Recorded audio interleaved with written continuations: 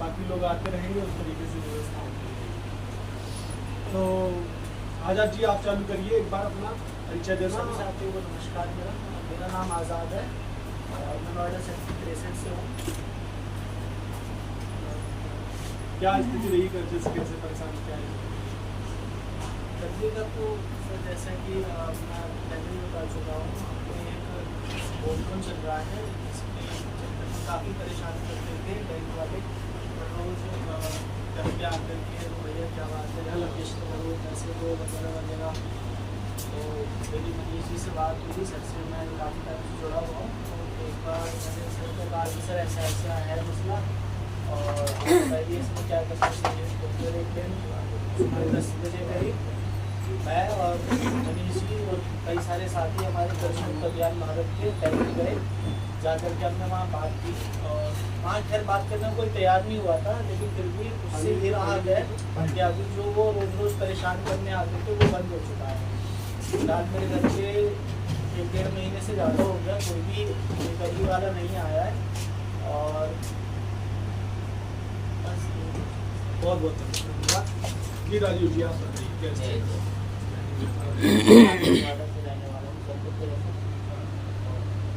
कर्ज तो हो ही गया, बहुत ज़्यादा परेशान तो है अगर है बाप से बहुत अब जो है जैसे करते हैं सही निश्चिंत रहिए, आपकी भी समस्या का समाधान हम लोग जल्द से प्रयास कर रहे हैं। जी बताइए। नमस्कार साथी, मेरा नाम और मैंने भी आधार हाउसिंग बैंक से 6.5 लाख का लोन लिया था और आज उन्होंने उतना ही बना रखा है और उसी दिन से मैं घर आ रहा हूँ। लेकिन मुझे इस कर्जा मुक्ति अभियान से मुझे बहुत राहत मिली है और मैं इससे जुड़ गया हूँ। मुझे राहत मिली है। अब लोगों का और सभी साथियों का सहयोग है और आगे अब देखते हैं क्या होता है। कितने का कर्जा था आपका उसके बारे में? उसके 6.5 लाख का था, वो ना 7-7.5 लाख बना रखा इतना भरने के बाद भी। और अभी आ रहे हैं, कभी फोटो खींचते हैं, कभी कुछ करते हैं, इस तरीके से आते हैं। अभी भी स्टार्ट है? हाँ अभी स्टार्ट है। 2-4 दिन पहले आए थे तो वो करके लेके थे हम लोग या नहीं उनसे बोले करने तो नहीं। चलो बहुत बढ़िया। आप बताइए परिचय और नमस्कार, मैं मोहम्मद आलम बोल रहा हूँ। मैं नोएडा सेक्टर 63 से हूँ। मैं भी कर्जे की वजह से बहुत परेशान हूँ। यहाँ तक इतना परेशान हूँ कि मैं अपना इलाज नहीं करवा पा रहा हूँ। बैंक वाले इतना दुखी करते हैं, घर पर आके करते इतना चिल्लाते हैं, जमीन बहुत बेचती है। कमर्शियल पूरा हुआ तो मुझे पूरा उम्मीद है कि कर्जा मुक्ति से जल्दी कोई राहत मिलेगी। कुछ आपकी मदद हुई, कुछ महसूस हुआ? मैं अभी तो कोई मदद नहीं हुई है। मैं पहले ही संघर्ष कर रहा हूँ बैंक से। जो भी आता है उल्टा पुल्टा और बोलता है, मैं ये बोलता हूँ। तो कोई आपका प्रॉपर्टी वगैरह जब्त किया क्या? प्रॉपर्टी जब्त नहीं किया, प्रॉपर्टी के पेपर उनके पास रखा हुआ है। अभी जब्त नहीं हुआ। बैठिए, मदद जरूर होगी, चिंत रहिए। आप मेरे निगाह में शायद आप बहुत ज़्यादा टचअप में नहीं आए। जो बाहर आए तब आपकी तबीयत अब आपकी तबीयत ठीक है? कॉलेज तो रहता है। जी बताइए बहन जी। कोई बात नहीं, अपना नाम बता दीजिए, कहाँ से वो बता दीजिए कम से कम। नोएडा से हैं, चोटपुर कॉलोनी से हैं। मैं भी 5 लाख के लोन ले रखे हैं। उसमें हम भर भी रहे हैं महीने, बाकी 10 दिन लेट हो जाती है तो बैंक वाले आते हैं, कहते हैं घर पे ताला लगा के चले जाएंगे, घर से सब सामान निकास लो नहीं तो आपके ताला लगा देंगे। वे बोलते हैं कि सर मैं तो जो होती है मैं भी दे ही रहे हैं, जब हो जाएगी तो मैं कर देंगे आपको। अच्छा, कहाँ रहती हैं आप? चोटपुर कॉलोनी में रहती हूँ। हाँ 5 लाख के 5 लाख के में लिए थे, कोई परेशानी दिक्कत हो गई थी। मेरी माँ की तबीयत खराब हो गई थी, उसी में लिए थे। माँ भी गुजर गई मेरी और मैं कर्ज से नहीं। कितनी भर दी आपने उसमें? मैं उसमें तो 5-7 साल से भर रही हूँ मैं। कितना भर दिया? करीब 4 लाख से ऊपर भर दिए हैं। 4 लाख। हाँ। और कितनी टूटी आपकी?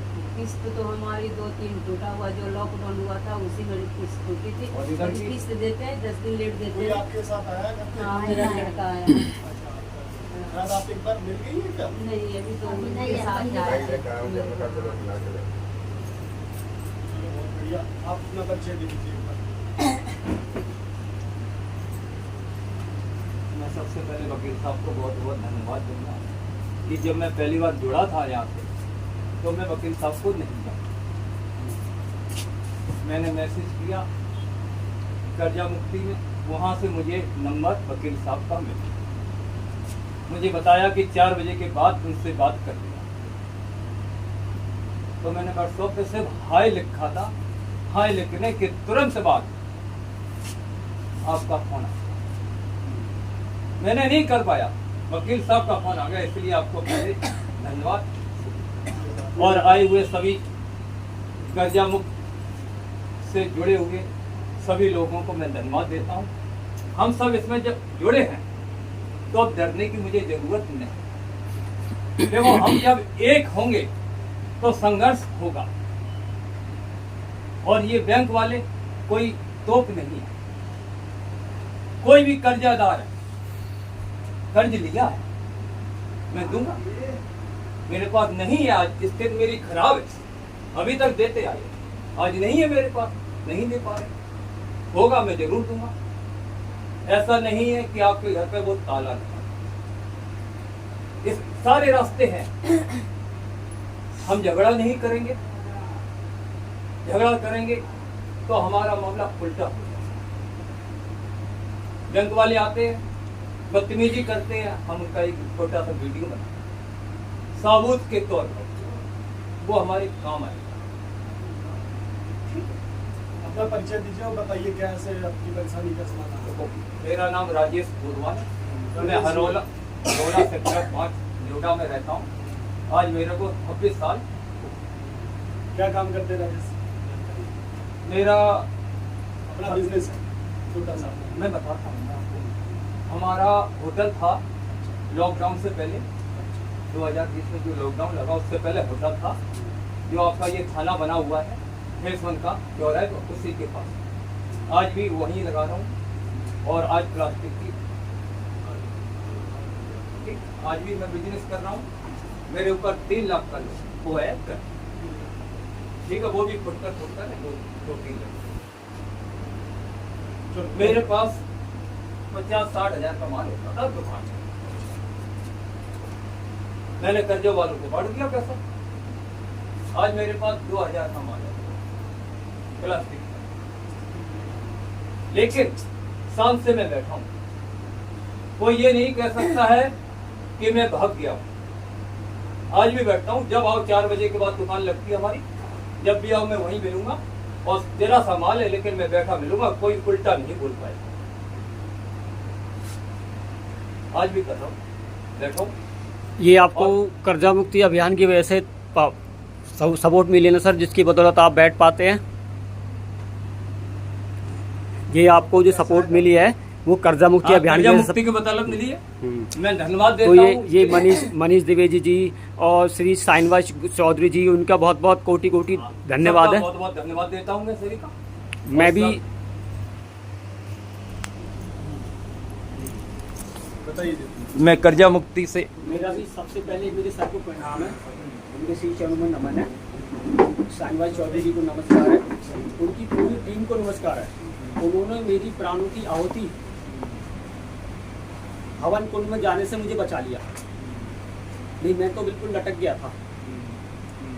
8 महीने पहले ही मैं जा चुका था। 8 महीने से उन्होंने मुझे साधा, मेरे आंसू आँख से बहते थे, मुझे शिक्षा दी, मुझे ज्ञान दिया कि जीवन से लड़ना सीखो, जीवन से संघर्ष करना सीखो।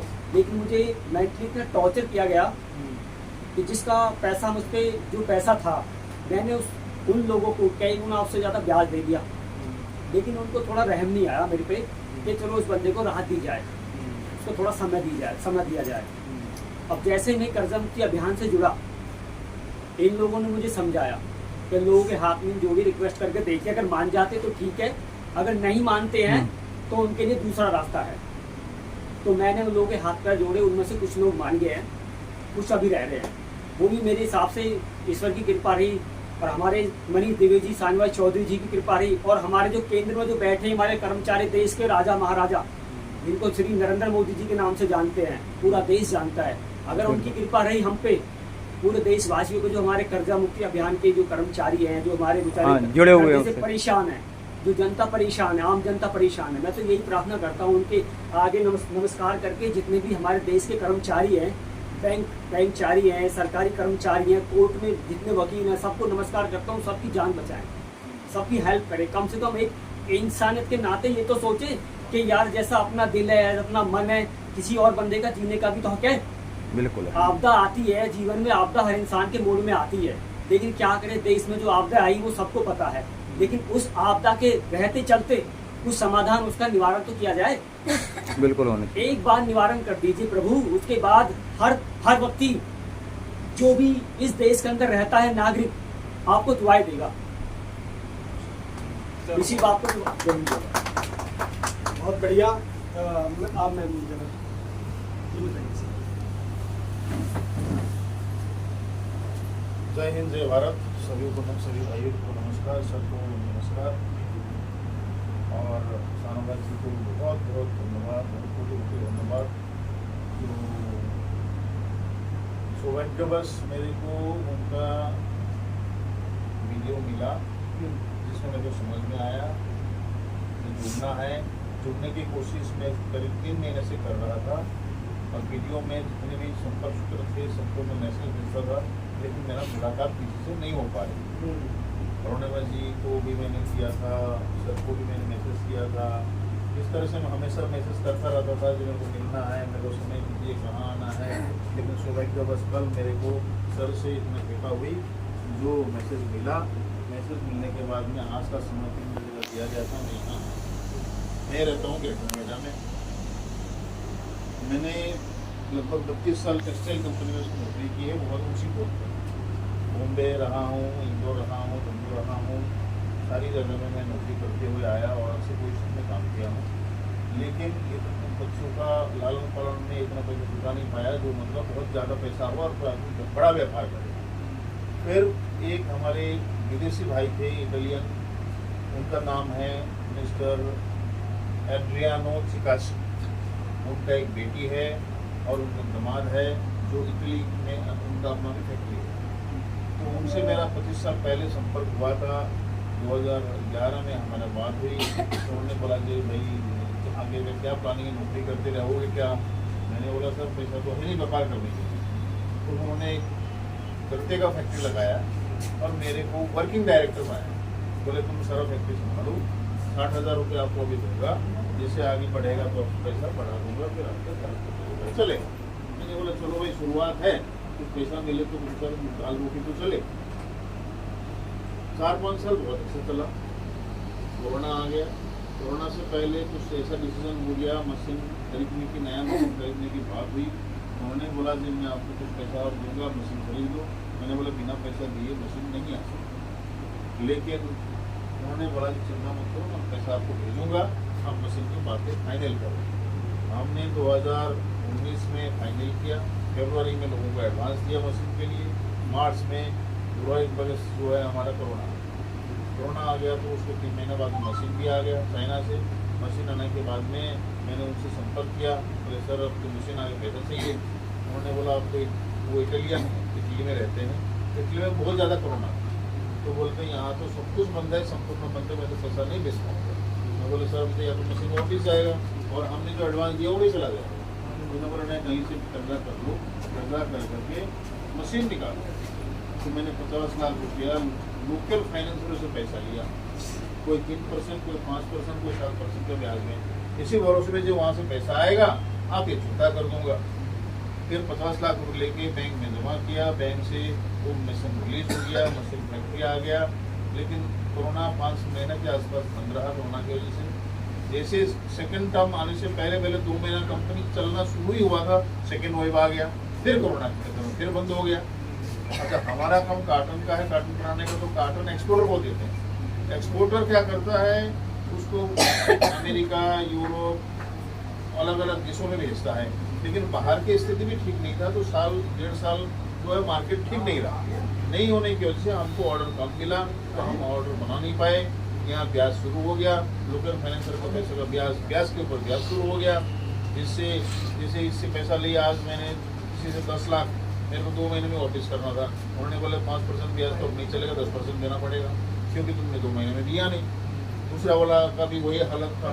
इस तरह से 50 लाख जो है वो 1.5 साल के अंदर 1.5 करोड़ रुपये बन। अब उन्होंने मेरे को छोड़ा, जान से मारने के लिए बंदूक लेके आते थे, 4-4, 5-5 गाड़ी भर के आते थे मारने के लिए। मार लो। अच्छा, मारने भी आते थे? बिल्कुल घर में आते थे। नोएडा की बात थी, ग्रेटर नोएडा। बहुत बुरी स्थिति में हम लोग। अच्छा। मतलब कई बार सुधा आत्महत्या करते आत्महत्या पता नहीं परमात्मा ने बचा लिया। उसके बाद जैसे तैसे करके चलते गए फैक्ट्री चला नहीं पाया। तो अब एक फैक्ट्री को चलाने के लिए कम से कम अगर 20-30 लाख रुपया का सील ना हो तो वो कंपनी चल नहीं सकती। अगर कंपनी चलाने के लिए पैसा चाहिए, पैसा तो है ही नहीं, अब चलाएंगे। अब दिखाने के लिए कंपनी तो है लेकिन चल नहीं रहा ठीक से। 10-15 लाख 20 लाख का सेल होता है, उससे खर्च भी पूरा नहीं होता। तो फिर मैंने उनसे बात किया, अपने पैसा दिया नहीं, मेरे को पूरी तरह फंसा आपने दिया। अब क्या करें, बिल्डिंग बेचते हैं, बैंक का पैसा भी चढ़ रहा है, बाहर का फाइनेंसर का पैसा भी चढ़ रहा है। जो बैंकों से हमने बिजनेस लोन लिया था, Indus bank, Aditya Birla, Poonawalla, Tata capital, 4 company से हमने बैंकों से पैसा लिया था। किसी से 10 लाख, किसी से 15 लाख, किसी से 20 लाख NBFC से। तो वो भी कर्जा चढ़ रहा था। इधर जो ओरिजिनल हमारा बैंक था जिसमें एक बिल्डिंग था कंपनी का, वो बैंक ऑफ इंडिया गाजियाबाद में था, बड़ौदा किराया उनके पास में रखा हुआ था। तो ये सलाह हुई कि आप बिल्डिंग बेच कर पहले बैंक का कर्जा ले लो, नहीं तो ये बिल्डिंग बैंक ले लो।